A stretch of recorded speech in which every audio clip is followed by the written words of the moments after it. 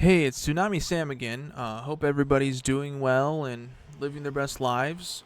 We just did the level cap Chroma run, so yeah, let's go over the Chroma build and jazz that we did for our solo cap series. Alright, so to go over his abilities and everything, first we'll start with his passive, which I forget about like all the time. He sprouts wings for an additional jump and bullet jump. So you can like bullet jump and jump twice the air. If you're someone who like spams glaives a lot as like your melee weapon, he's kind of like a cool little glavey dude. When you're jumping all the time, a lot of people like to jump and then throw the glaive, and he jumps a lot. But it's really hard to notice because you're so like hardwired to just have one jump or bullet jump in the game. But this passive's kind of cool if you're like trying to get height and stuff. And one more cool thing about this is the frame overall feels kind of like slow in movement. Maybe you want to use like a parkour shard or something. So this kind of helps in a way. Moving on along to his first ability, we got Spectral Scream. So this will like shoot some fire breath or whatever out of his face, and it will always default to what your emissive color element is. So for example, on me it's blue, so it will always be electric no matter what symbol you might see on the right side. And I'll showcase these abilities because it'd be nice to have a little visual aid at how it all works. Chroma's a little confusing right off the rip, but yeah, he'll like shoot out a breath of like some elemental status. I think this works if you're doing the toxin right here. It will work with Archon continuity, but I don't think it's worth it. It like puts your gun away. There's like some weird interaction with it. I'll show it in a second if I can remember what it was. This button isn't worth pressing is what I'm trying to say. I mean, if you really want to for fun, but like when you're doing level cappy stuff, you're not gonna use this button. Maybe you do it to rotate the elements and stuff and use the different elemental wards, which we'll talk about in 2 seconds. But yeah, this button's like a for fun button that you can like use in regular missions, but overall you normally subsume this off, and its only real benefit for me personally is to switch between the different elements for different elemental wards, which is his second ability.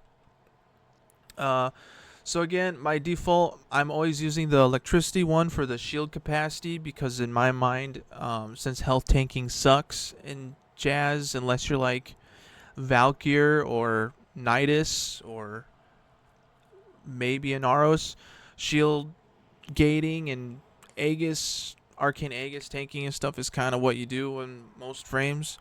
So I like the shield capacity from the electricity version.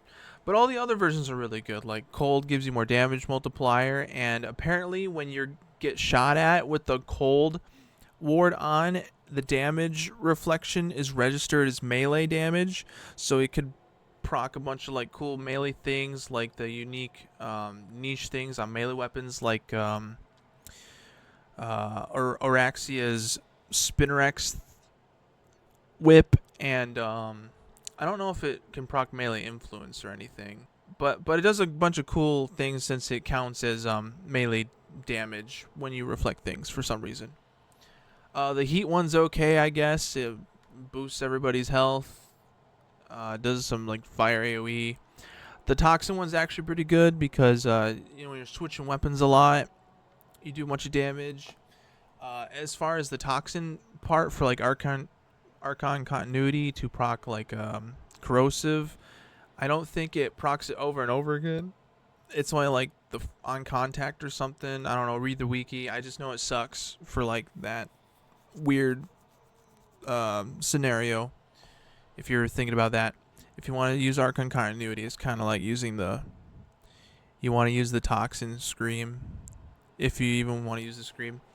But yeah, that's his second ability. It's really good. The whole time we're just trying to keep electricity up for the shield increase. And then we got his third ability here, Vex Armor, which is his best ability. When you do a bunch of melee kills and stuff, it increases the armor rating right there. It caps out at 1,074% on my build. And when you do a bunch of ranged kills, you get the damage increase. Guardian armor at the bottom there is a cool augment. I don't know why I can't show it right now. I can show it in one of the builds. But it's just like if you're playing with people, I'm not using it in the level cap build, but if you're playing like a regular all-around Chroma build to like play with people and stuff, or just yourself, this Guardian armor augment, when you kill things, it'll increase the duration so you can kind of snapshot it and keep it up forever if you don't hit like a nullifier bubble or fall off the map or something. So that's like a really cool quality of life augment I found. But you don't need it, and I don't ever use it in the level cap footage. His fourth ability here is Effigy. He like sheds his coat. He roofs faster. I think he parkours a little faster, but he takes more damage. But he gets more credit stuff and like this cool little minion guy that shoots things.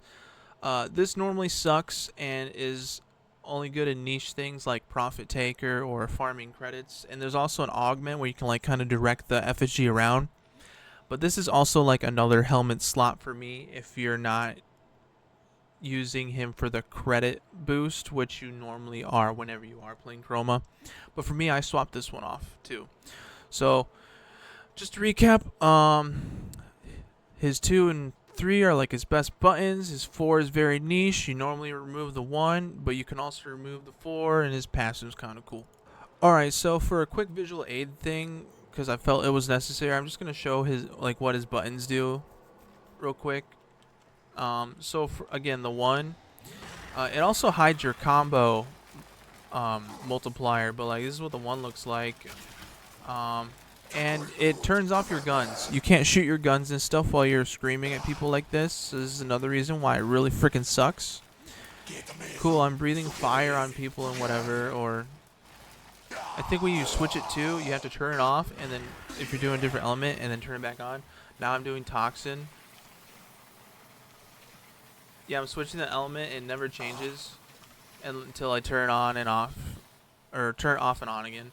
So yeah, this is a reason why Spectral Scream really sucks. You can't do anything but melee. You can't shoot your guns, nothing.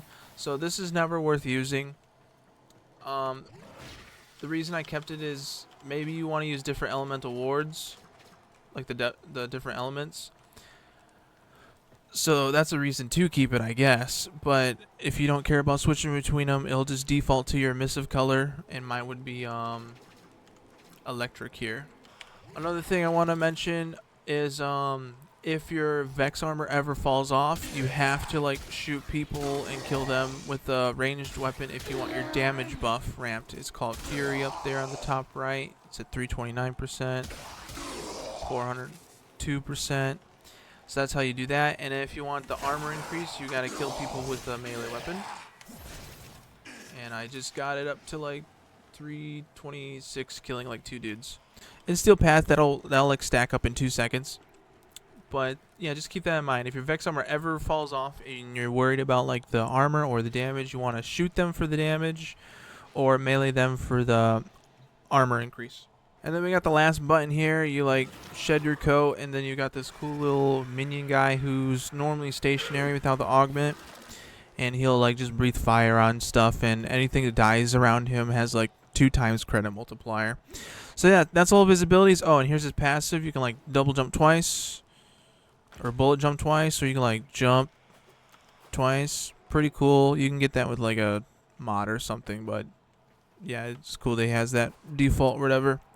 Alright, so that's all of his buttons, and we'll go and look at the build. Alright, so here's the build I used for the level cap. It was actually pretty comfortable, and I didn't really have any energy issues.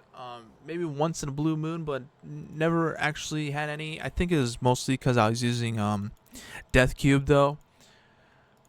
Regardless, it's just a basic Aegis, Fast Deflection Vigilante for like the shields, Equilibrium for energy economy and stuff, Blind Rage for the strength, and we don't care about efficiency because he has so much freaking armor, which lets us use Arcane Battery.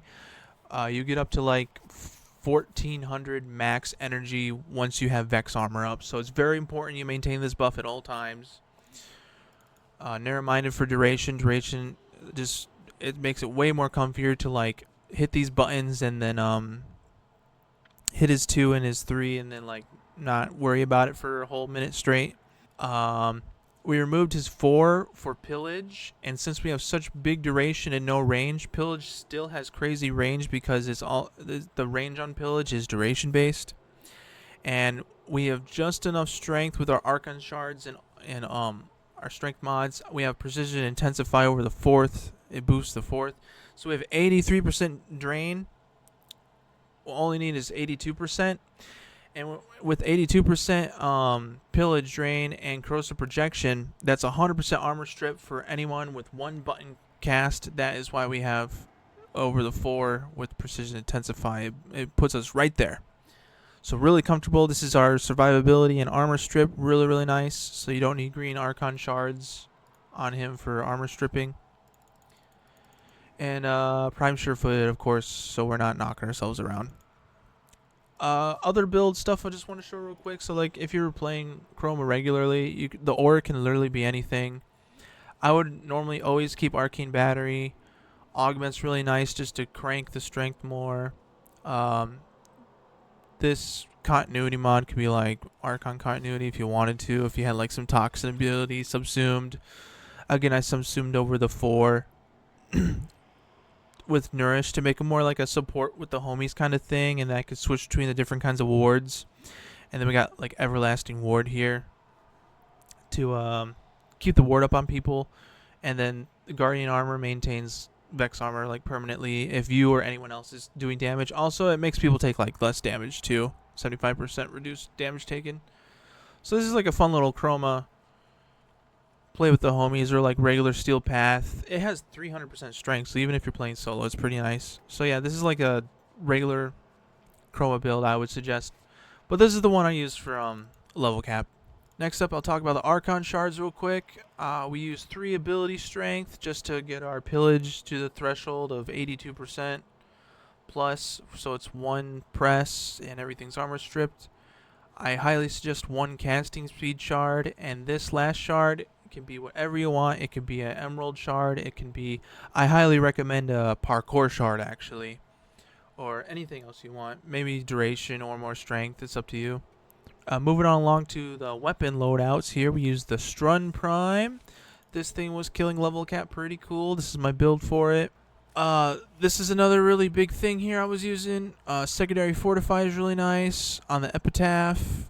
This is just to prime everything. You can replace the Riven with a heat mod if you want. I really highly recommend Amalgam Barrel Diffusion for the dodge speed, and Sure Shot for status chance, since we're not killing anything with this weapon normally, so Galvanize isn't worth it. And then this was kind of like the main carry of the build, was the Falcor for killing stuff. This is the build I used. It's melee influence, yippee. You don't see it over here, but the Falcor is a really cool glaive because it has forced electricity procs, so you can mod it for literally anything you want. It'll always do electricity. So I did corrosive, so it strips with that Archon Shard I was using if I didn't have any energy or something. And just in general, corrosive electricity is really good on this. And I was priming viral with Epitaph, so kind of cover all of our bases with corrosive, armor strip, freaking viral, and yada yada. For companion, we use the Death Cube. Here's the Death Cube build. I got Restorative Bond and Primed Regen, so these guys are always getting one-tapped all the time, so I guess every 25 seconds it's up for a few seconds is good enough, and Restorative Bond is really helpful too with that. I'm starting to use this a lot more instead of like a health mod or something on a lot of companions. But yeah, Energy Generator, pretty clutch here. Duplex Bond. We do spend a lot of energy keeping our buffs up in general, so that's more energy regen. And more energy regen here with Synth Deconstruct. Guardian's also really nice since we're a shield guy. Optionally, you can replace Tenacious Bond with Shield Charger if you want to for more shield shenanigans.